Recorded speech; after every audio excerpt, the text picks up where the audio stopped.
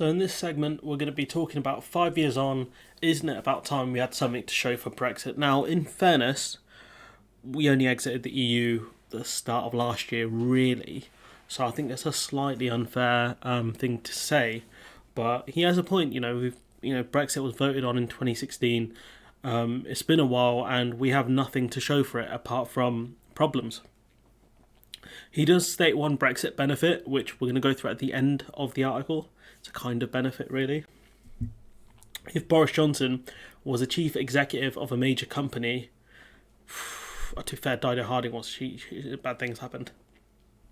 He would now be gone, shot dead in the saddle without regard for the rights and wrongs of his case. Essentially, if he was the CEO of a company, they would have voted him out a long time ago. However, while he might once have connected with the shareholders and customers, the damage inflicted on the brand by the past 2 chaotic years of mismanagement would be judged too big to merit a second chance. Now, it's interesting because I think I could be. Do you know what? It's probably not worth mentioning the example because I haven't researched it properly, so we'll leave that. But politics is not a business. It's true. If you run the country like a business, then you're going to end up in an infinite cycle of despair. But for now, the Prime Minister limps on, a wounded beast, so he's more than a bit wounded, desperately seeking cover from the circling hyenas, Sunak and, what's the name, Truss. There is still a chance he'll survive. I don't think he will survive. I can't see him lasting the year. I could be wrong, but I just can't see it. But already the contest for his success has begun. Operation Get Rishi is its most obvious manifestation. He's being very clear that he wants, the top job, basically. And his manoeuvring is very obvious. You don't have to look too far. Still, the bookies' favourite, Sunak, the Chancellor, is under sustained attack from those who see him not only as the wrong man for the job, but as ideologically unsound, a Brexiteer in name only, who has stalled progress on the Northern Ireland Protocol and has committed the cardinal sin of raising taxes. Now that's interesting, because this is the second kind of Telegraph article that we've read, which blames Sunak for not triggering Article 16, even though if Boris Johnson really wanted to do it, he would have done. But instead they're blaming Sunak for this. Do you not find that quite interesting? I do. And obviously raising taxes, national insurance is a tax, and raising it is just stupid. But what more can you do apart from say, damn Sunak, you're not going to raise taxes on your buddies, just do it on poor working class people, innit? Never mind that only a handful of Tory MPs rebelled against the national insurance rise just 2 months ago. And the simple fact is, Tories can keep moaning about, we need to do something about the cost of living, but, you had the chance to rebel on the national insurance increase, you didn't. You've got a chance to push for windfall taxes, you don't. So do you really care about the cost of living? No. Your only arguments are, we need to get rid of green levies and things like that. That's the only way to do it. No, you're wrong. So there's that. So yeah, Tories really don't care about cost of living, unless it affects them in the polls, obviously. In any case, they were out in force last week to bloody the Chancellor's name, presumably in the hopes that it gives a free run to Liz Truss. Now, I think Liz Truss has the best shot at running to be leader. Her big problem will be in the debates, where people are going to realise she's a bit of a lightweight. She's not that great. Truss, unlike Sunak, seems to have no difficulty with the intellectual contradiction of combining high spending with low taxes. You can't do both. You can't have high spending and low taxes unless you have an insane amount of growth, and even then you'd struggle quite a lot to do it. Commendably, I suppose you'd have to have insanely high borrowing, but that comes at risk as well. Unless you're going to invest the money properly, there's no point. Commendably, even if a little naivety from a political perspective, the Chancellor has stuck to his guns, making it now virtually impossible to climb down without harm to credibility. Which I don't think that's fully true, because the ONS and the OBR, the Office of Budget Responsibility, I think it was them, it could have been the IFS, there's too many organisations, have said there's more economic headroom for the UK, so they could put off the national insurance increase. So you could easily spin it as, well, look, more data has come to light, and we don't have to actually increase national insurance contributions because the economy is doing so well, because we got the vaccine rollout so well, so we managed to lift restrictions, which helped the economy. So realistically, Brexit has helped the economy, because we wouldn't have had such a good vaccine rollout without Brexit.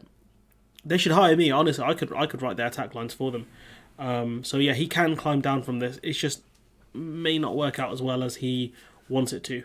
his authority would be shattered. I disagree with that. Having argued that it is essentially to stick to the plan as scheduled, or the markets won't believe the government is serious about balancing the books. And again, if he makes the argument that there's more economic headroom, then I think he'll be okay. He then turns around and says it doesn't matter after all if we postpone the tax rise. He could say we're better off giving the money, or letting working class people have the money, instead of doing a national insurance increase, because that will in itself contribute to the economy. People spending more will help the economy, but then Tories don't really understand that. They only understand speculate to accumulate when it comes to shares, not with the government finances. As it is, I doubt the bond markets would take it too badly if the Chancellor did indeed back down. The public finances are already such an unmitigated disaster zone that another 14 billion in borrowing is neither here nor there. And again, I'm not against borrowing so long as you do it for the right reasons. There are good reasons to do borrowing. But if you're doing it just so you can give tax cuts to rich people, no, that's bad. This is a more a question of damage to personal authority than market credibility. Is a slippery slope, and already international confidence in the UK shot to bits. But how could that be? I thought Brexit was meant to turn us into a great maritime nation again. How could our credibility be shot to bits? You not see Liz Truss on a tank threatening Vladimir Putin. Which other country is doing that? Shot to bits. This man's not a true patriot. Partygate has further fueled the sense of bemused disdain among outsiders, which is true, because we look like a joke, because we are a joke. Our Prime Minister's clearly breaking the rules, and nothing has happened because of it, so it's a joke. Britain still has massive trade and budget deficits to finance, and is uncomfortably reliant on what Mark Carney, former governor of the Bank of England, called the kindness of strangers, which he meant foreign capital to sustain them. So what Mark Carney could have been talking about is foreign direct investment. He also could have been talking about dirty money coming from Russia and China, which, the UK is the laundromat of dirty money, essentially, global dirty money. So Mark Carney, again, he's right that the UK should have lowered its dependency on not necessarily foreign direct investment, if that's what he was talking about, but I think about, dirty foreign money. That's what should have been clamped down on. It wouldn't take much to tip the country into a full-blown sterling crisis. Some city analysts believe it is already inevitable, regardless of the row over national insurance and Partygate. So they're saying that there will be, the pound is going to be devalued massively because of the lack of confidence in the government. Again, I'm not too knowledgeable about currency, so I'll leave that to the commenters. As part of the plans to relaunch the Johnson's premiership, the government intends next week to publish long-delayed proposals for levelling up, which is a joke. We'll be talking more about why this is a joke. Again, this is a slightly older article. I'm behind, as always. Point being is that the whole levelling up thing, most of the money is going to Tory constituencies and rich and affluent areas who don't actually need the money. We'll be talking about that more and more. It's also £1 billion less than the EU structural funds, so not great again. So the whole levelling up thing is a joke. It's going to the areas that don't need it above the areas that do, very poor areas that need funding, that need help. And for harnessing Brexit freedoms to some kind of deregulatory bonfire of the EU rulebook, which, according to Brexiteers, hasn't been done enough. The Tories are keeping some of the rules around green energy, and Brexiteers are not happy about that because they wanted a total bonfire of rules and regulations. It's about time levelling up was a flagship policy for the Conservative Party. It's about time, full stop. Levelling up was a flagship policy for the Conservative Party back in 2019, and we haven't heard much about it because they never really intended to do anything with it. What are they going to do? There's no money there. Not really. Where's that money going to come from? If they're, we know the money that we gave to the EU, was around 200 million a week, depending on which figures you look at. They differ slightly. That money's gone because of the divorce bill.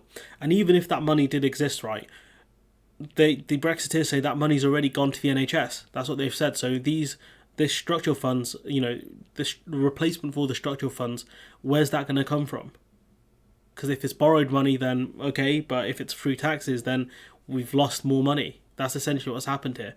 This level up money isn't coming from former EU structural funds. It's coming from somewhere else, probably taxes or from borrowing. More than 2 years later, the government has yet to define even what levelling up is. I mean, it's like when Mario has mushrooms and becomes taller and stronger. That's what levelling up is meant to be. But to be fair, based on the opinion polls, no one actually has any idea what levelling up really means and where the funds will actually go. Farmers thought they would keep the funding from, keep the level funding they got from the EU. Well, it's turned out the only way they're going to get that money is to stop farming. So again, not great. If levelling up is all it's to be centrally, then it won't work. But to what extent is Downing Street prepared to cede powers and decisions over resource allocation to city mayors such as Labour's Andy Burnham? Because the government know if they give away control and start to decentralise it, the government won't really get credit for the success of the levelling up thing. People like Andy Burnham would. If there's cash to splash, then it's the Prime Minister who wants the credit for it, which is the point. He wants people to see the Prime Minister's name on it, essentially. Kind of like how Trump wanted the cheques to have his name on it. It's probably something similar to that. And you've got, the levelling up thing here, right? 24% of people have heard this being used, the phrase levelling up, and know exactly what it means. Well, that's surprising because Michael Gove really has no idea what it means, at least based on what I've read. So that 24% of people must know more than our levelling up minister, Michael Gove. 15% of people have heard it be used but are not completely sure what it means. 35% have heard it being used but have no idea what it means. So these people have no idea, absolutely no idea what it means. And 15% of people are not completely sure what it means. And 26% of people have never heard of it. So the vast majority of people, over 50%, have no full idea what levelling up means. That's disastrous for the government. It really is. Because this was meant to be their flagship policy to keep the North. The foot dragging has been even worse when it comes to deregulation.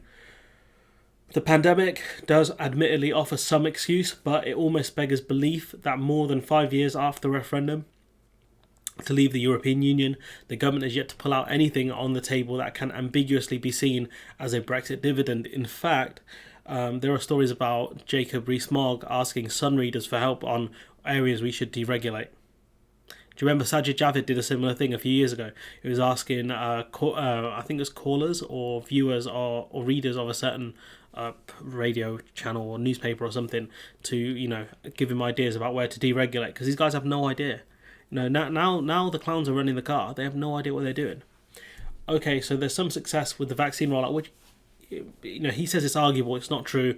We authorised the use of the vaccine while still a member of the EU, or as a part of the EU, should I say. And, the only reason we had such a strong rollout is because we were importing vaccines from the EU and we weren't exporting any.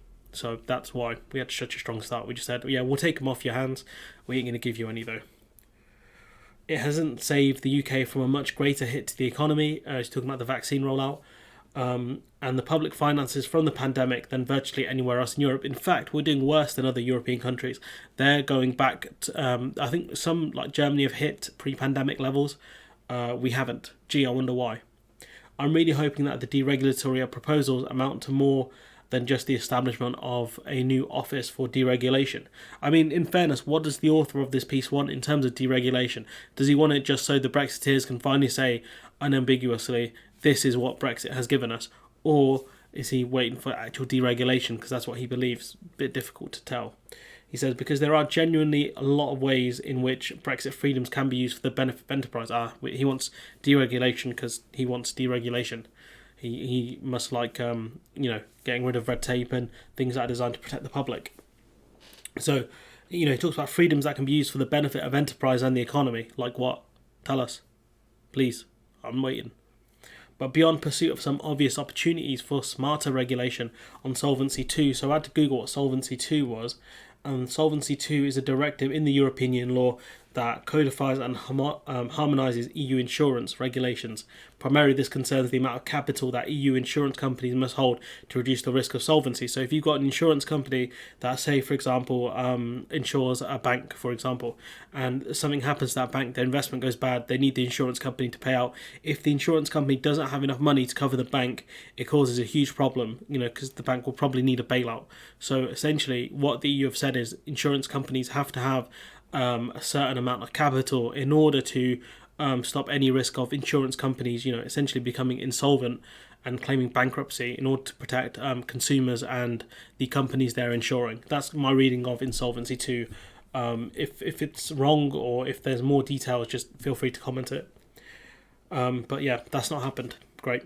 And the Tories have claimed this before, according to the author. He's done some. This is actually a decent article, for the most part. It's not that this hasn't been tried before. This was what a one-time colleague wrote about Michael Heseltine. Promised a bonfire.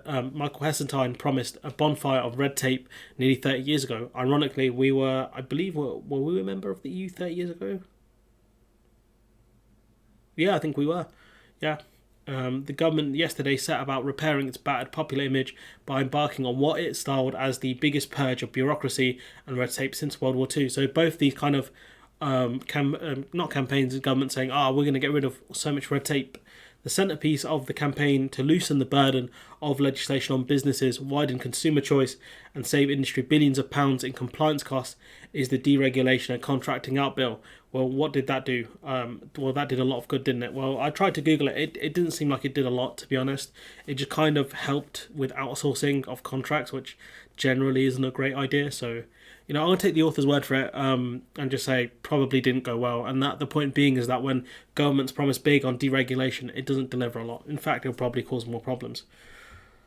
Similarly, Big Dave back in 2011 said there were over 21,000 statutory rules and regulations in force, and I want to bring that number and the burden it represents down. To what and how? That's what you should ask these people. Indeed, I want us to be the first government in modern history to leave office having reduced the overall burden of regulation rather than improve it. Needless to say, he failed. And the simple fact is, these guys, they talk a big game about deregulation and helping the economy and things like that. Realistically, they don't deliver much because there's not much they can do unless they want to cause massive problems. That's it. That's why you have regulations. It's to stop problems or limit problems as much as possible. That's what these guys don't understand. The fact is that neither voters nor firms would mind so much about a rising tax burden if they thought they were getting value for money. So that's quite interesting. You don't hear framing like this in right-wing papers so much that, people... Sorry, he's saying, not people, saying firms, businesses, wouldn't mind paying more tax if they knew where their money was going. Say, for example, if you're Amazon, maybe they wouldn't want to pay more tax, but if that tax was going to improve the roads, that would help them out. Because their business is primarily a delivery business. You buy stuff, they deliver it to your door. But I'm sure there'll be many other businesses who would wouldn't mind increased taxes. Tesco's, for example, maybe they wouldn't. Maybe if the roads were improved or other things that taxes go to, maybe it's the NHS where their workers wouldn't be on as much sick leave if they could get things like doctor's appointments quicker. Maybe Tesco's wouldn't mind paying higher in taxes, or supermarkets in general wouldn't mind paying higher in taxes if it meant that workers could get appointments quicker and things like that. So that could help keep the workforce strong, essentially. I'm rambling a bit, I'm sorry. Instead, they see their hard-earned pounds gobbled up by a bottomless pit of bureaucracy. Again, do they? Not really. Petty rulemaking. Again, if you're mad about petty rulemaking, that's with the Tory government because they've been doing that for 12 years, according to you. Gold-plated public sector pensions. I mean, I suppose, but I don't think civil servants are actually on that big a wad of cash compared to like private sector workers. So, again, MPs that have gold-plated, pensions, I don't think they should. The argument that we need high wages for MPs to get the best and brightest to apply for those roles. Well, how's that turned out? Not very good, has it? So I don't buy that argument. And the perma-crisis on steroids, otherwise known as the NHS. Now, the NHS has been in crisis due to massive underfunding from the government. They scrapped the nurses' bursary, then they had to bring it back. Tons of GPs are retiring. I think it's like over 40-50% of GPs are retiring, which puts more pressure on hospitals because if you can't get a GP appointment and your health starts deteriorating, where are you going to go? You're going to go to A&E. So, blaming the NHS, without blaming the government is so dumb and reductive. The vast bulk of the problem is homegrown, and that's a key point here. The author mentions that Europe isn't even the half of our problems. The vast majority of our problems are homegrown, and as regular readers will know, this author was not a fan of Brexit, but it does not have merit in this regard. It does have merit in this regard that having left the European Union, which doesn't exactly fill me with enthusiasm either, there is no one any longer to blame for Britain's failings other than ourselves. Now, I disagree with him to an extent because we're still blaming the EU for border problems and things like that. But in a few years' time, in a decade's time, we won't be able to blame the EU for our problems. What are you going to say? Oh, the stupid EU, they've done this. Is like, we left 10 years ago, mate. Why don't you try and fix the problems that we have? So that's the only Brexit benefit that's really there. One of the very, very few limited and specific benefits we have is the fact that we can blame our government now properly. They can't blame the EU for our problems. They're going to have to look inward now, look at themselves for once, and see like they caused the problems that we face. But yeah, anyway, I don't know what more to say, but yeah, let me know what you think in the comments below. Like, comment, share, subscribe, support the channel on Patreon if you can, and hopefully I'll see you in the next one.